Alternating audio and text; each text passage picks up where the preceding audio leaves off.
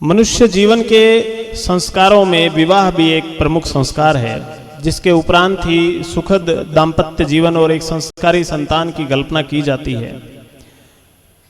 प्रेम सुख जी, आप जीवन के हर तरफ कीर्तिमान स्थापित करने के पश्चात आपने अपने पारंपरिक रीति और आधुनिक रिवाजों, संस्कार और सभ्यता से ओतप्रोत आपकी शाही शादी के चर्चे सर्वत्र हैं।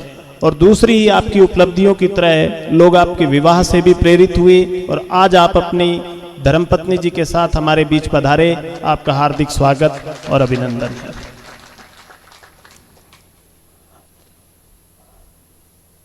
श्रीमान प्रेम सुख जी समाज के लिए अब किसी परिचय के मोहताज नहीं रहे हैं। आपने लगातार अपनी उपलब्धियों से न केवल समाज को गौरवान्वित किया, बल्कि अपनी व्यक्तिगत उपलब्धियों के अलावा समय समय पर आपने समाज के युवान भाई बहनों में जिस तरह से एक सकारात्मकता का प्रचार प्रसार किया और उनमें जिस प्रकार से ऊर्जा और एक नवीन उत्साह का आपने संचार किया, उससे असंख्य युवाओं को निश्चित रूप से प्रेरणा मिली है। श्रीमान प्रेम सुख जी, माइक दे दीजिए।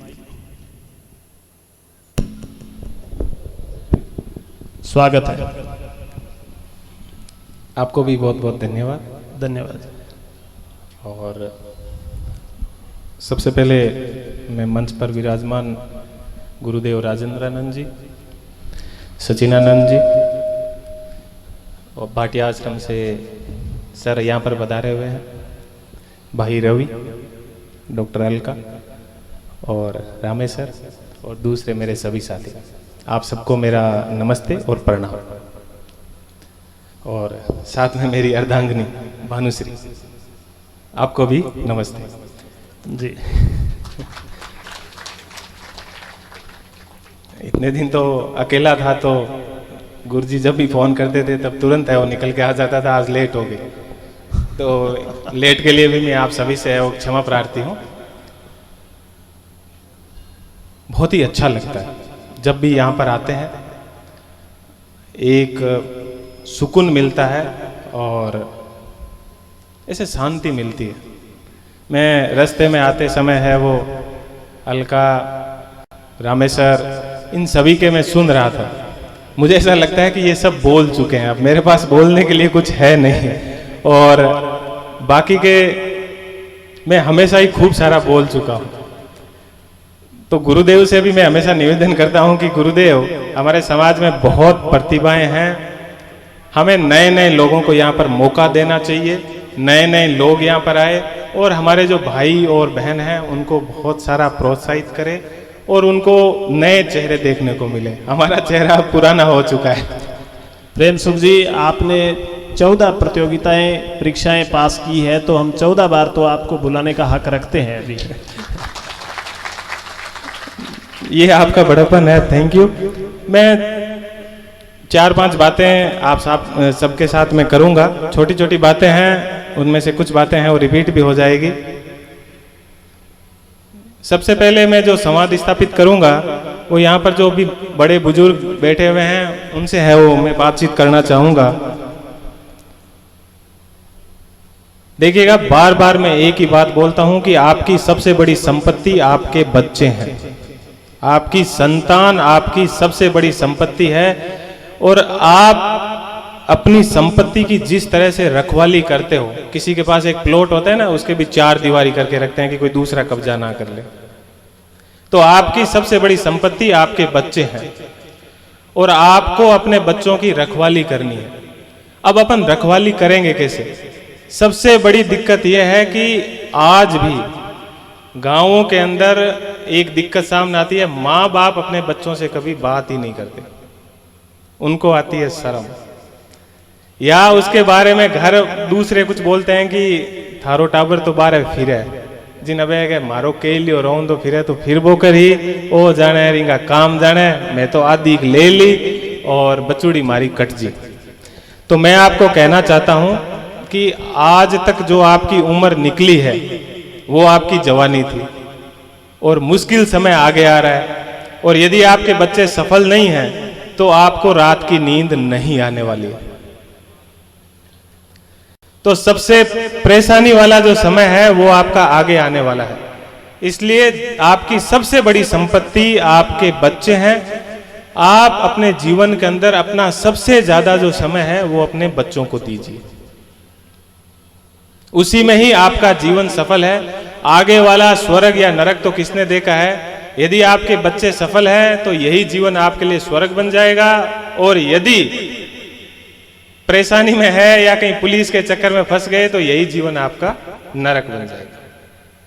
इसलिए मेरा आपसे हाथ जोड़कर यही निवेदन है कि अपने बच्चे कुछ भी गलत करें उनको जरूर टकोरे। हमारे पुलिस के अंदर एक परंपरा होती है कि सीनियर ऑफिसर को कहा जाता है कि आपके जो भी कांस्टेबल है या दूसरे कोई भी है कुछ भी गलती करें तो उनको टोकना सीखे। यदि आपने टोका नहीं तो वो गलतियां आगे बढ़ती जाएगी और कब बड़ी गलती हो जाएगी आपको पता ही नहीं चलेगा। तो आपके बच्चे कुछ गलत करते हैं तो उनको टोकना भी सीखें। आजकल सबसे बड़ी दिक्कत क्या है कि सबके एक एक दो दो बच्चे हैं, तो ये भी एक बहुत बड़ी दिक्कत है। किसी को कुछ टोक दिया या कुछ कह दिया तो एक अलग टेंशन खड़ी हो जाती है कि कमरे में चला गया, कुछ इधर उधर ना कर ले कुछ। ये तो सबसे बड़ी चीज है कि अपने बच्चों को धीरज सिखाएं, धैर्य सिखाएं। उनको सिखाएं कि हम आपको कुछ कह रहे हैं तो आपके भले के लिए ही कह रहे हैं। तो अपने बच्चों के ऊपर आप विशेष रूप से ध्यान दें। ये जो बड़े बुजुर्ग यहाँ पर बैठे हैं उनसे मेरा इतना साक, एक छोटा साक आपसे निवेदन है कि आप अपने बाकी का जितना भी समय है उस समय में से काट कर अपना अधिकतर समय अपने बच्चों के साथ निकालें।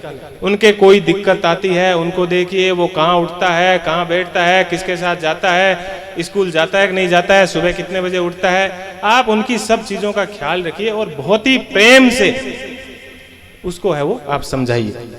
ये मेरा आप सभी से निवेदन है। दूसरा, यहां पर जो मेरे साथी भाई और बहन बैठे हैं उनसे मैं बातचीत करना चाहूंगा। उनसे मैं इतनी सी बात करना चाहूंगा कि हमारे पास कुछ भी नहीं है। हम इस पश्चिमी राजस्थान के निवासी हैं और यहाँ पर आंधियां चलती है, और ऐसा नहीं है कि मैंने कोई बहुत कुछ स्पेशल कर दिया। हम सबकी आर्थिक, सामाजिक, सांस्कृतिक सब स्थितियां एक जैसी है। आप सभी सरकारी में पढ़े होंगे, प्राइवेट में स्कूल में पढ़े होंगे, उससे कोई फर्क नहीं पड़ता। सरकारी जैसी प्राइवेट स्कूल है, सबकी स्थिति यहाँ पर एक जैसी है। तो हम सबकी स्थिति एक जैसी है और हमारे जीवन के अंदर सबसे बड़ा कोई परिवर्तन, कोई चीज ला सकती है तो वो है शिक्षा, एजुकेशन। एक बात मैं आपको कहना चाहूंगा कि अब हमें जो चीज बहुत ही अच्छी लगती है उससे हमारे जीवन में कहीं ना कहीं कुछ नुकसान होने वाला है, और जो चीज अपने को बहुत ही कठिन लगती है, मुश्किल लगती है, उससे हमारे जीवन में बहुत कुछ आगे चलकर सकारात्मक चीजें भी होने वाली है और बहुत बड़ा परिवर्तन भी होने वाला है। तो जो अच्छी लगने वाली चीजें हैं, मैं कुछ उदाहरण देके आपको बताऊंगा कि इस उम्र के अंदर अपने पास अच्छा मोबाइल हो, अपने पास अच्छी गाड़ी हो, अपने पास अच्छे कपड़े हो, ये सब चीजें अपने को बहुत अच्छी लगती है। अपन इंस्टाग्राम यूज करें, सोशल मीडिया पूरा अपन यूज करें, ये सब चीजें अपने को बहुत अच्छी लगती है। ये सब चीजें आपको पता है कि आगे चलकर परेशान करने वाली है। और इस समय अपने को सबसे मुश्किल कोई चीज लगती है तो वो लगती है पढ़ाई। सबसे मुश्किल लगती है, ऐसे लगता है कि छोड़ो ना यार। जब एग्जाम देके आते हैं तो उसके बाद में किताब को फेंक देते हैं कि चल इसका पीछा छोड़ा। 10वीं अधिकतर लोगों को गणित से डर लगता है, मैथमेटिक्स से, और जैसे ही 10वीं क्लास पूरी करते हैं तो सबसे पहले जैसे ही इंग्लिश का या मैथमेटिक्स का जो पेपर है वो पूरा होता है तो बुक को फेंकते हैं कि पीछा छूटा, आज के बाद इसके कभी हाथ ही नहीं लगाए। तो इसलिए मैं आपसे कहना चाहूंगा कि इस समय आपको जो चीजें सबसे मुश्किल लगती है वो आपके जीवन में बहुत बड़ा परिवर्तन लाने वाली है, और वो पढ़ाई है आपको जो सबसे मुश्किल लगती है, और यही आपके जीवन में सबसे बड़ा परिवर्तन लाने वाली है। हम आज इस जगह पर बैठे हैं तो हम कोई स्पेशल नहीं है, वो शिक्षा ही है जिन्होंने हमें यहाँ पर बिठाया है। आपकी तरह ही हम हैं, वही 2 आंख हैं, वही 2 कान है, वही, और फेस भी वैसा ही है, कोई स्पेशल नहीं है, कोई बहुत ज्यादा सुंदर या ऐसा चुनकर हमें यहाँ पर नहीं बिठाया, वैसे ही है। तो आपके जीवन में सबसे बड़ा परिवर्तन लाने वाली चीज है पढ़ाई। तो आप जितना पढ़ सकते हो, जितना सेक्रीफाइस कर सकते हो पढ़ाई के लिए, सब चीजों को कर डालिए, और अपना जितना कुछ आप कर सकते हो आप पढ़ाई के ऊपर अपना ध्यान दे लीजिए। मेरे भाई साथ में रवि बैठे हैं, मैं इनकी बात को बिल्कुल नहीं काटूंगा। जिस चीज में आपका शौक हो, जैसे इन्होंने यहाँ पर क्रिकेट यानी स्पोर्ट्स के अंदर आगे बढ़े, तो जिस चीज के अंदर आपका शौक है उस चीज के अंदर आप आगे बढ़िए, तो बहुत ही अच्छा रहेगा। और न केवल आपके लिए अच्छा रहेगा, आपके माँ बाप, आपका गांव, सब लोगों को आपके ऊपर नाज होगा, वो बहुत ही खुश होंगे सब। तो मेरा आपसे इतना ही निवेदन है कि आप खूब पढ़िए। बहुत मुश्किल लगेगा इस समय आपको पढ़ना। दूसरी तरफ जो मेरी बहनें बैठी हैं, उनसे मैं बार बार हर जगह एक बात बोलता हूं, और मुझे लगता है कि वो सबसे इंपॉर्टेंट बात है। आपके जीवन में परिवर्तन लाने का या आपको बराबरी दिलाने का एकमात्र जरिया है आपकी पढ़ाई। आप पढ़ोगे तभी आपको जीवन के अंदर आप अपने सपने पूरे कर पाओगे। ये चीज भले ही हम मंच के ऊपर बैठ के कितना ही बोल दें, लेकिन इस बात को आप अपने दिमाग में बिठा के रखिएगा कि आप पढ़ोगे नहीं तो समाज पुरुष प्रधान समाज है, और आपको कोई जीवन के अंदर दूसरा मौका नहीं मिलेगा, कोई जीवन के अंदर दूसरी अपॉर्चुनिटी नहीं मिलेगी। तो आपके लिए एक ही तरीका है पढ़ाई। तो घर वाले आपको पढ़ने का मौका देते हैं तो आप उनको ये बता दीजिएगा कि हाँ, हम किसी से कम नहीं। गोबर से पीछा छुड़वाने का एक ही तरीका है और वो है पढ़ाई। नहीं तो हर कोई यही चाहता है, आप किसी के भी घर चले जाइए, हर किसी का पुरुष प्रधान समाज है और उनके दिमाग में यही चलता है, बहू आए, गोबर डाले, पशुओं की सेवा करें। ये भी अपने जगह में अच्छी चीज है, लेकिन केवल बहू ही क्यों? तो बहनों, मेरा सिर्फ आपसे इतना ही निवेदन है, घर वाले मौका देते हैं तो खूब पढ़ लिख लीजिए, खूब पढ़िए, खूब आगे बढ़िए। एग्जाम्पल आपके सामने है, वो बैठे हैं। तो मेरा आपसे इतना ही निवेदन है कि आप खूब पढ़िए। दूसरा, मैं बार बार देखता हूं कई जगह पर सत्संग चलती है तो कोई बोलते हैं, या कहीं दूसरी जगह कुछ ऐसे वीडियोज आते हैं कि भाई किसी को मोबाइल नहीं रखना चाहिए, किसी को कुछ नहीं रखना चाहिए। मेरा सीधा सा आपको इतना सा संदेश है, वर्तमान समय में अपन किसी भी चीज के बिना नहीं रह सकते। अपन मोबाइल के बिना भी नहीं रह सकते, अपन सोशल मीडिया के बिना भी नहीं रह सकते। बस गीता की एक बात हमेशा ध्यान रखिएगा, गीता में भगवान श्री कृष्ण ने भी यही बात कही है कि आप अपने इंद्रियों को कभी भी मार नहीं सकते, उनको आप दबा नहीं सकते, उनको आप नियंत्रित कर सकते हो। तो सोशल मीडिया का यूज आप नियंत्रित कर सकते हो। आप अपने अंदर इतनी समझ पैदा कर लीजिएगा कि मेरे को क्या इसके अंदर करना है, क्या नहीं करना है, कब इसका उपयोग करना है, कब इसका उपयोग नहीं करना है। आप अपना स्टेटस अपने मोबाइल से या अपनी गाड़ी से साबित मत करिएगा। ये सब चीजें आपको जीवन में बाद में मिलने वाली है। आपको बढ़िया से बढ़िया गाड़ी भी मिलने वाली है, बढ़िया से बढ़िया मोबाइल भी मिलने वाला है, क्योंकि वो सब कुछ बाद में आप ही लेने वाले हो। उससे अब आप किसी को शोबाजी कर दोगे, बढ़िया आपके पास स्टंट वाली बाइक होगी, आप किसी को चला के और किसी को इम्प्रेस कर दोगे, उससे कोई फर्क नहीं पड़ने वाला है। बाद में भी आप वही बाइक लिए घूमते रहोगे। तो मेरा इतना ही निवेदन है कि आप अपना स्टेटस अपनी इन चीजों से साबित ना करें, आप अपना स्टेटस अपनी पढ़ाई से बनाएं। हो सकता है कि जब आप गांव से निकलोगे, आपके कंधे के ऊपर आटा होगा, या आप घर से अपना सामान लेके जाओगे, गांव के अंदर ग्वाड़ के अंदर बैठे 10 लोग आपको हंसेंगे कि फलाने वाला तो वही फिरा है। लेकिन वो आपका संघर्ष होगा, और उस संघर्ष का जो परिणाम होगा, उसके बाद में वो जो इस तरह से कहने वाले लोग थे, वो भी छुप के कहेंगे कि यार बंदे ने बहुत मेहनत की। तो उनसे आप कभी मत घबराइएगा कि पता नहीं मैं गांव की ग्वाड़ से या चौपाल से निकलूंगा तो कौन क्या कहेगा, कोई फर्क नहीं पड़ता। आप हमेशा ध्यान रखिएगा, दुनिया पैदल को भी हंसती है और दुनिया चढ़े हुए को भी हंसती है। तो अपने को तो जो सही है वो करना है, और अपने लिए जीवन के अंदर एकमात्र शॉर्टकट है किसी भी चीज को पाने का, वो है पढ़ाई, और पढ़ाई के अंदर खूब सारी मेहनत।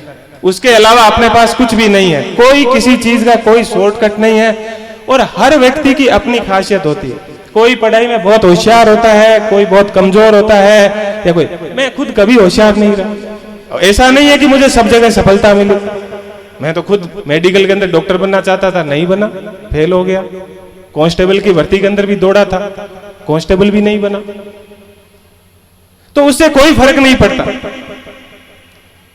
आप पढ़िएगा, जितना हो सके पढ़िएगा। जो गट्टे पे बैठ के, चौपाल में बैठ के, एक हाथ के अंदर जो खैनी लगाते हैं, जर्दा लगाते हुए कुछ भी बोलते हैं, उससे कोई फर्क नहीं पड़ता। उनकी बातों से फर्क पड़ता तो वो जीवन में बहुत आगे जाते हैं। अधिकतर बच्चे मेरे को कहते हैं कि साहब गांव वाले हंसते हैं, ये होता है। मैंने कहा क्या फर्क पड़ता है उससे हंसने से, लोगों का काम ही हंसना है। तो मेरा इतना ही निवेदन है, खूब पढ़िए, कभी भी इन चीजों से डिमोरलाइज मत होइए, आग अपने अंदर रखिए। मैं यहां पर बोलूंगा, उससे हो सकता है कि आप बहुत ज्यादा मोटिवेटेड थोड़ी सी देर के लिए हो जाओगे, लेकिन हमेशा तो नहीं रह पाओगे।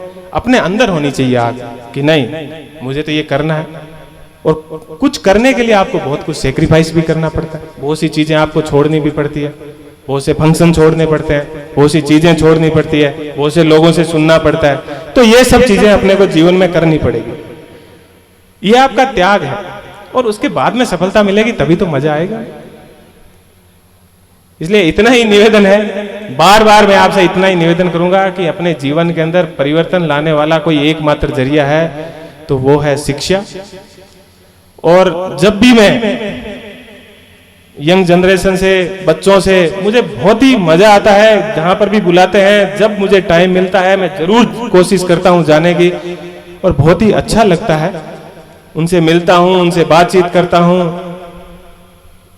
तो आज के बाद इतना आप देख लीजिएगा कि अपने बच्चों को खूब सारा टाइम दीजिए, बच्चों को आगे बढ़ाइए। कोई जरूरी नहीं है वो आईपीएस बने, आईएएस बने, डॉक्टर बने और कुछ दूसरा बने। वो पढ़ लिख लिया, आपका घर खुश है तो आप खुश हो, तो सब कुछ आपके लिए यहीं पर है।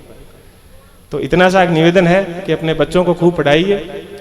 और दूसरी चीज जो एक नशे वाली मैं कहना चाहूंगा, बहुत खराब सिचुएशन है, बहुत ही खराब स्थिति है। लोग पता नहीं कैसे चीजों को कह के टाल देते हैं कि टावर है, थोड़ा सा कीड़ा कर लियो लो। बहुत ही खराब स्थिति है, समाज का नाम बदनाम हो रहा है। हो सकता है आपके पास पैसा नहीं होगा, कुछ प्रोग्राम, कुछ चीजें अपन कम कर लेंगे, इस तरह से खराब तरीके से पैसा कमा के और बहुत कुछ कर भी लेंगे तो क्या उखाड़ देंगे, कुछ नहीं कर पाएंगे। तो मेरा इतना सा ही निवेदन है, अपने को जरूरत नहीं है ज्यादा पैसे की या किसी भी चीज की, ये अपने बच्चों का ध्यान रखिएगा। मैं आपको बता दूं, ये सांचौर एरिया का तो बोलते हैं कि सांचौर जोधपुर धीरे धीरे नोखा की तरफ भी आ रहा है। मुझे तो पता है, मैं पुलिस के अंदर हूं, नशा सब जगह आ रहा है, घर वालों को पता नहीं है। आपके बच्चे रात को कब आते हैं, कब जाते हैं। हाथ जोड़ के आपसे निवेदन है, गुरु महाराज ने भी यही कहा था, केवल अपन बातें करेंगे उससे कुछ नहीं होगा, ये नशे से आप बचिए। मेरा झुककर और हाथ जोड़कर निवेदन है, अपने बच्चों को बचाइए और इस नशे से दूर रहिए, ये विशेष रूप से ध्यान रखें। तस्करी से खूब सारे पैसे कमा लेंगे, सब कुछ कर लेंगे, लेकिन उसका परिणाम बहुत खराब है। 10 साल 15 साल बाद में आपकी जनरेशन खराब हो जाएगी और सजा होगी वो अलग से। और उसका सबसे बड़ा भुगतभोगी होता है तो परिवार के अंदर उस व्यक्ति के बच्चे और उनकी वाइफ होती है। और उसका जब वो पैसे कमाता है तो उन पैसों के मजे लेने वाले सभी होते हैं और उनको अपन बढ़ावा देते हैं। तो इसलिए मेरा पुनः निवेदन है कि अपने बच्चों को नशे से दूर रखें। भले ही अपने पास पैसा ना हो, कुछ भी ना हो, लेकिन अपने पास बहुत कुछ होगा, अपना स्वास्थ्य होगा। यही कहा गया है कि पहला सुख निरोगी काया। तो मेरा इतना सा ही निवेदन है। बहुत सारा मैंने टाइम लिया, आप लोग सुबह से यहाँ पर बैठे होंगे। इतनी सी बात के साथ मैं वो मेरी वाणी को विराम दूंगा। अभी एक छोटा सा क्वेश्चन है आपके लिए। एक चूंकि हम लोग YouTube चैनल के माध्यम से भी कुछ प्रश्न आमंत्रित करते हैं, तो मनोहर लाल जी जानी है, वर्तमान में लेखाकार हैं, तहसील कार्यालय गुड़ामलानी बाड़मेर से हैं। उन्होंने आपके लिए एक प्रश्न छोड़ा है कि सर, मैं सरकारी सेवा में हूँ, ड्यूटी, परिवार और सामाजिक कर्तव्य के निर्वहन के साथ साथ किस प्रकार अपने आप को समायोजित करूं कि आरएएस के लक्ष्य तक पहुंच सकूं। यदि मैं अवकाश पर जाऊं तो आरएएस की भर्ती प्रक्रिया भी बहुत लंबी चलती है और एक बार मैं आरएएस मेंस 2018 क्लियर भी कर चुका हूं। कृपया मेरा मार्गदर्शन करें। सबसे पहले तो अपने भाई का नाम मनोहर बोला जी, मनोहर। तो मनोहर को मेरा उज्जवल भविष्य के लिए शुभकामनाएं। कि वो आरएस बने और जो उनकी मनोकामना है वो पूरी हो। सबसे बड़ी बात ये होती है कि मैंने खुद ने भी मेरे जो परिवार की आर्थिक स्थिति या सब चीज़ें देखकर इसी तरह से है वो पढ़ाई की थी। मेरा उनसे इतना ही निवेदन है, आप अपनी आराम से नौकरी करते रहें और आपको जीवन के अंदर जो भी जितना भी टाइम मिले, आपकी आर्थिक पृष्ठभूमि देख लीजिए कैसी है कि आप छुट्टी ले सकते हो, आपके परिवार को कोई दिक्कत नहीं है तो बहुत अच्छी बात है। अदरवाइज आप अपनी नौकरी के साथ जब भी आपको फ्री टाइम मिले आप उस फ्री टाइम के अंदर पढ़ते रहिए। पढ़ने के लिए बहुत सी जगह होती है, जरूरी नहीं है कि जब भी अपन कुछ चीज़ पढ़ते हैं याद नहीं होती है तो छोटी सी डायरी मैं हमेशा खुद मेरी पॉकेट के अंदर रखता था, जो भी चीज़ मुश्किल लगती थी उसमें नोट कर लेता था। और जब दोस्तों के साथ बैठते हैं, गप मारते हैं या कहीं पर जाते हैं तो कई बार ऐसा होता है कि कुछ भी मन नहीं लगता, तो वो डायरी ऐसे ही खोल लेते थे और उसको पलटते रहते थे, तो कुछ न कुछ याद होता रहता था, तो वो भी अपना समय खराब नहीं होता है। तो इस तरह से भी आप अच्छे से, और दूसरा जितने भी आपके सामाजिक फंक्शंस होते हैं या दूसरी जो भी चीज़ें होती है उन चीज़ों के ऊपर थोड़ा सा आप अपने आप को नियंत्रित करें। जरूरी नहीं है, एक अपने विश्नोई समाज के अंदर या सबको खाने का बड़ा शौक होता है, तो जैसे ही कहीं पर कोई अड़ोसी पड़ोसी के या कहीं पर कोई है वो शादी विवाह होता है तो घर वाले तुरंत फोन करते हैं कि आ जाना भाई, आज वहाँ पे जीमन है। अरे भाई जीमन तो जिंदगी भर रहेगा, चलता रहेगा, आपका बच्चा पढ़ रहा है, ऐसा क्या है जीमन के अंदर कि आपने उसको फोन करके है वो बुला लिया। तो ये एक समस्या है, सब जीमन के अंदर बुला लेते हैं या कहीं पर।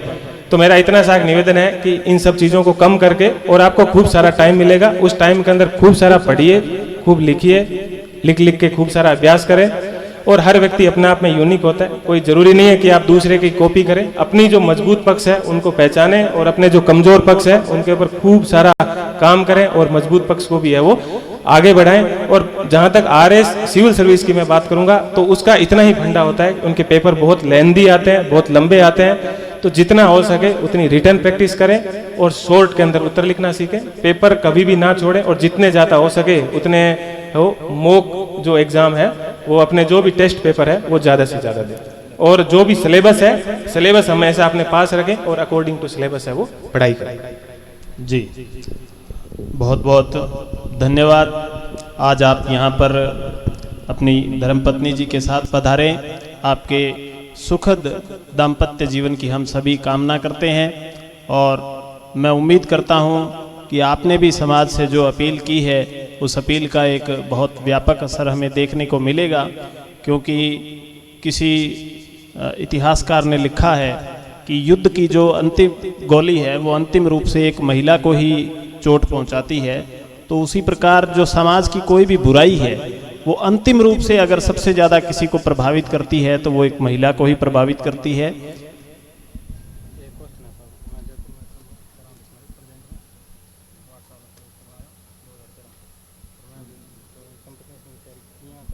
ठीक है। कुछ 12वीं क्लास के बच्चों के प्रश्न थे, वो प्रेम सुख जी से जानना चाहते थे कि सिविल सर्विसेज की जो तैयारी है उसका उपयुक्त समय कौन सा है, कब से उन्हें तैयारी शुरू कर देनी चाहिए।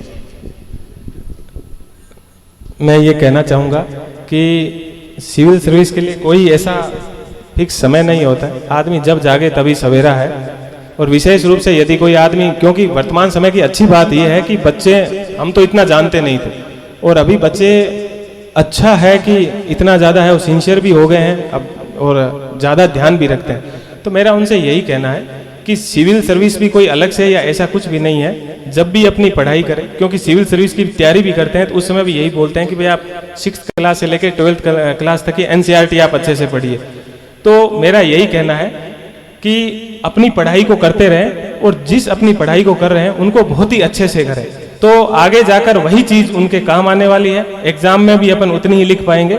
तो 10th क्लास के अंदर है तो 10th क्लास को अच्छे से करें, उसके बाद थोड़ा सा सिविल सर्विस के प्रति सिंसियर हो जाएं और अपनी जो NCERT है उनको अच्छे से पढ़ें और उसके साथ साथ चारों तरफ क्या हो रहा है उसको देखता रहे। उसके लिए बहुत ही अच्छा तरीका होता है कि घर के अंदर टीवी होती है, बिना टीवी कोई नहीं रह सकता। अपन कहेंगे कि भाई घर के अंदर टीवी नहीं रखेंगे तो ये इम्पॉसिबल, ये अव्यवहारिक बात है। टीवी होगी अब घर के अंदर, मोबाइल भी होगा, तो उसका सबसे अच्छा तरीका ये है कि राज्यसभा टीवी आती है, शाम को घंटा आधा घंटा राज्यसभा टीवी देखें। उनके अंदर बहुत ही अच्छे अच्छे मुद्दे होते हैं, उनके ऊपर बहस होती है, उनको देखें तो उनको चारों तरफ क्या हो रहा है या देश के अंदर क्या हो रहा है उनके ऊपर है वो उनको जानकारी होगी।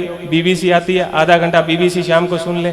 तो ये सब चीज़ें होती है जो अपनी पढ़ाई के साथ साथ वो करता रहे, क्योंकि सिविल सर्विस ऐसा कोई एग्जाम नहीं है जिसके अंदर अपन एक किताब ली, उसको रट के गए और वहाँ पर एज इट इज क्वेश्चंस आ गए और उसके उत्तर लिख दिए। ऐसा कुछ भी नहीं है। अपने व्यवहारिक जीवन से संबंधित आप और हम यहाँ पर जो बात कर रहे हैं वहीं पर भी वहाँ पर एक पेपर होता है इथिक्स और इंटीग्रिटी, तो उसी के अंदर है वो जो अपन आपस में बातचीत कर रहे हैं, या जो सम्मेलन के अंदर सेमिनार के अंदर जो बात हुई सबने की, वही बात अपन वहां पर भी लिख देते हैं। यही इसी प्रकार से ऐसे होता है। तो बस अपनी एक व्यवहारिक समझ रखना और जो आप पढ़ाई कर रहे हो उस पढ़ाई को अच्छे से करना।